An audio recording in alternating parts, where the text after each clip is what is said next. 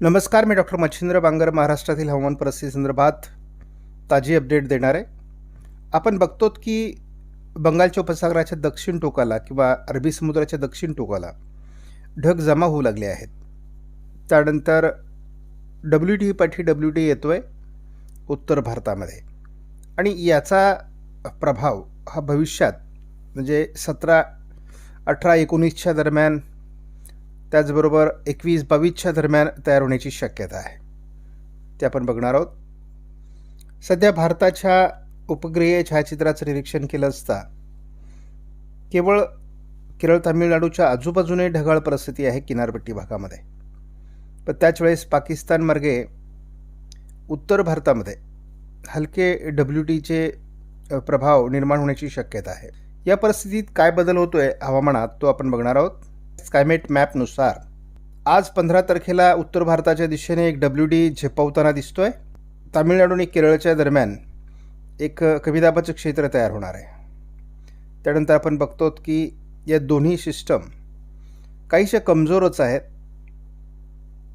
त्यामुळे भारताच्या वातावरणावर त्या परिणाम करू शकलेल्या नाहीत.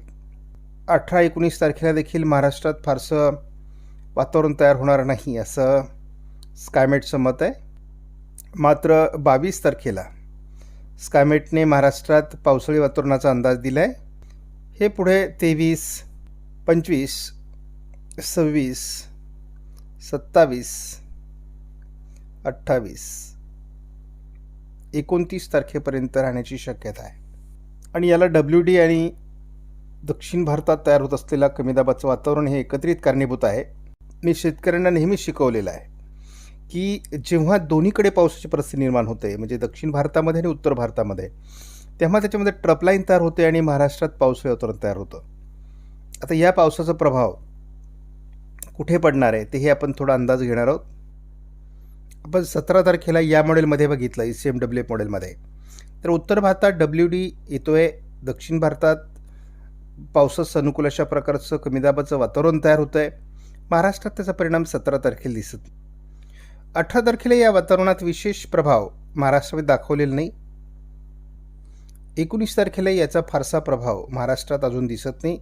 थोडं हलकं वातावरण ढगाळ पश्चिम महाराष्ट्र, दक्षिण कोकणात दिसतंय. 22 तारखेला असं बघतो आहोत की WD आणि कमी दाबाचं एक कनेक्शन तयार होतं आहे आणि हे कनेक्शन असंच भूभागावर सरकल्यास महाराष्ट्रात पाऊस होऊ शकतो. आपण बघतो की 22 तारखेला GFS मॉडेलने थोडं कोकण किनारपट्टीच्या आजूबाजूने पश्चिम महाराष्ट्रात ढगाळ वातावरण दाखवलं आहे. पावसाचा अंदाज दिलेला नाही अद्याप. या मॉडेलच्या पद्धतीने आपण जर अगदी 30 तारखेपर्यंतचा जरी अंदाज बघितला तरी किरकोळ ढगाळ परिस्थितीच या मॉडेलने दाखवलेली आहे. त्यामुळे यात अजून काही बदल झाला तर आपण बघत राहणार आहोत. पण या मॉडेलनुसार सुद्धा धावता अंदाज घेणार आहोत. वातावरण दोन्ही ठिकाणी तयार होतं आहे, दक्षिण भारतामध्ये आणि उत्तर भारतामध्ये. म्हणजे WD ही येणार आहे आणि दक्षिण भारतात कमी दाबाही तयार होणार आहे. दोन्ही समुद्रातील वातावरण जोपर्यंत WDशी संबंधित निर्माण करत नाही तोपर्यंत पावसाचं वातावरण तयार होत नाही.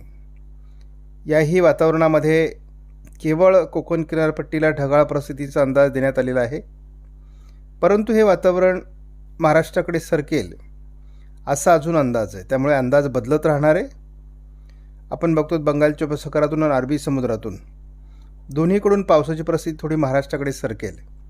त्याचवेळेस उत्तर भारतामध्ये हळूहळू WDचा प्रभाव वाढत जाईल आणि यातूनच जे हा जवळपास 30 तारखेपर्यंतचा अंदाज आहे. पश्चिम महाराष्ट्र, दक्षिण कोकणात सध्या पावसाचा अंदाज दिला जातो आहे, कारण यापूर्वी आपण बघितलं आहे की महाराष्ट्रावर ट्रपलाईन तयार होण्याचा अंदाज दिला जात होता. तो याही मॉडेलने मागे घेतला आहे आणि आता पुन्हा एकदा पावसाची परिस्थिती या ठिकाणी दाखवली जाते. मात्र हा अंदाज केवळ पश्चिम महाराष्ट्र आणि दक्षिण कोकण यापुरताच मर्यादित आहे. महाराष्ट्रात इतरत्र पावसाची शक्यता वर्तवण्यात आलेली नाही. आपण एक धावता अंदाज सध्या दोन्ही समुद्राच्या दक्षिण टोकाचा घेणार आहोत. छोट्या छोट्या चक्राकार स्थिती जरी या ठिकाणी तयार होत असल्या तरी त्याचा फारसा हवामानावर परिणाम होणार नाही. आपण बघितलं तर वेगवान वारे बंगालच्या उपसागरामध्ये प्रवेशत आहेत, त्यामुळे एक वातावरणात मोठा बदल होतो आहे. आता हे संपूर्ण वातावरण अरबी समुद्रात सरकते आणि अरबी समुद्रात एक चक्राकार स्थिती तयार होते, एक बंगालच्या उपसागराच्या दक्षिण टोकाला तयार होते. म्हणजे एकाच वेळेस दोन चक्राकार स्थिती आपण दोन्ही समुद्राच्या दक्षिण टोकाला बघतो आहोत.